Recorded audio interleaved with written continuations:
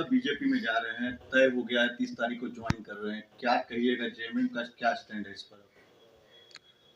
देखिए, स्टैंड तो लेना था चंपईदा को और उन्होंने स्टैंड अपना क्लियर कर दिया है। अब बीजेपी में जा रहे हैं, ये उनका व्यक्तिगत निर्णय है और कुछ बेहतर ही सोच के वो जा रहे होंगे, लेकिन कितना बेहतर हो पाएगा ये समय या भविष्य पर छोड़ दिया जाए।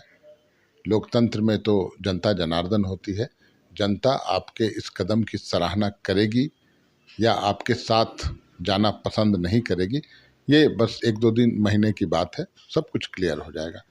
लेकिन इतना तय है कि जो कद और पद जेएमएम में उनका था, वो कद और पद बीजेपी में शायद ही मिल पाए, क्योंकि वहाँ पहले से बहुत सिरफुट अव्वल है।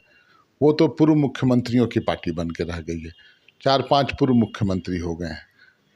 कितने लोगों को एडजस्ट किया जाएगा, कैसे एडजस्ट किया जाएगा? और बिल्कुल पहले से भी एक संतरा के समान मैं मानता हूँ भारतीय जनता पार्टी को। छिलका हटाइए तो फाँक फाँक अलग। तो एक उसमें एक धुरी अब चंपईदा भी बन जाएंगे। चंपईदा को कितना मान सम्मान मिलता है वहाँ, ये देखने की बात है। मुझे उम्मीद नहीं है कि पार्टी ने जो कुछ दिया, सबसे ऊंचा ओहदा जो होता है एक क्षेत्रीय दल में मुख्यमंत्री का, वहाँ तक पहुँचाने का काम पार्टी ने किया था।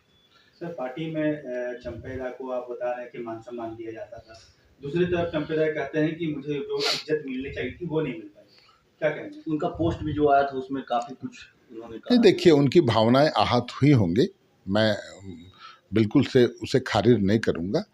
लेकिन मान लीजिए किसी बात पर आपको कुछ तकलीफ लगी, आपकी भावनाओं को ठेस पहुंची, तो उन बातों को लेकर आप पार्टी अध्यक्ष या पार्टी के कार्यकारी अध्यक्ष के पास आप जा सकते थे, उनसे बातें कर सकते थे। आप बहुत बड़ा कद के नेता थे हमारी पार्टी में, आपका कोई कम्युनिकेशन गैप मैं नहीं मानता हूं कि होगा। अगर आप चाहते तो बातें हो सकती थी और उन छोटी छोटी बातों का निराकरण हो सकता था। जिस पार्टी ने आपको मुख्यमंत्री तक का पद दे दिया, वहाँ ये सब छोटी बातों को लेकर अगर आप पार्टी से किनारा करते हैं तो ये दुर्भाग्य की बात है। जेएमएम की तरफ से कभी कोई स्टैंड, जिस तरीके से बीच में बयान आ रहा था चंपईदा का, इस बीच में कभी जेएमएम के तरफ से कोई बात किया गया या उनसे जानकारी लिया गया कि आखिर क्यों नाराज हैं, इस तरह का कुछ हुआ था? देखिए, चंपईदा निसंदेह एक बड़े कद के नेता हमारी पार्टी के हैं, बड़ा उनका ऑरा है।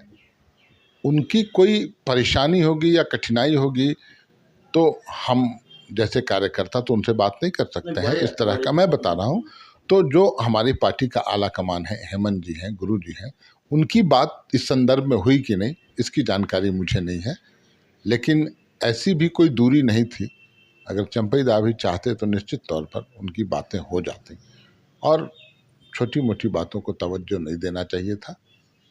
पार्टी में बने रहते तो पार्टी तो मजबूत, पार्टी को फ़ायदा निश्चित रूप से चंपई बाबू से होता।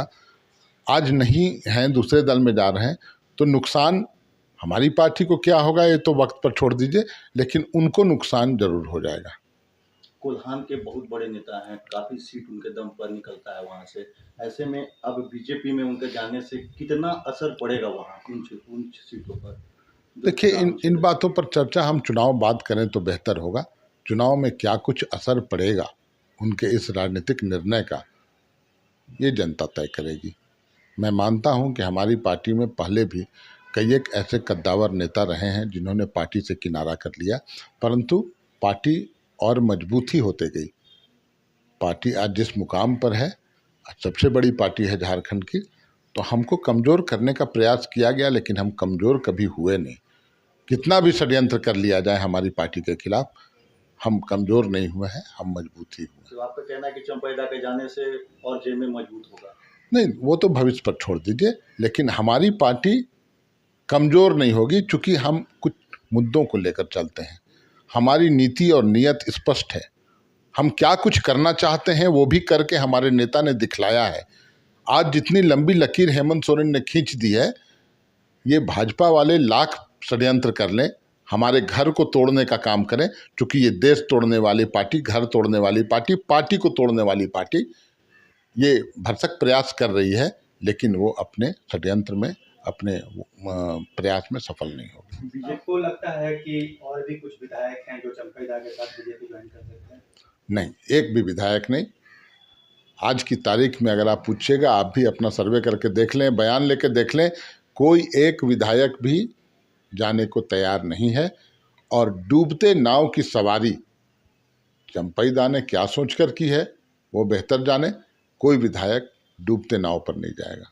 क्या एक आखिरी सवाल, क्या चंपैदा इससे भी नाराज थे कि उनके बेटों को भी क्या विधानसभा में सीट मिलने का कुछ ऐसा था और उसको नहीं कुछ फुलफिल हुआ, इसके कारण भी कुछ ऐसा बात हुआ है क्या? देखिए, सीट मिलना नहीं मिलना, टिकट मिलना, किसको मौका मिलेगा, ये पार्टी आला कमान पर डिपेंड करता है और पार्टी आला कमान सोच समझ के ही निर्णय लेती है।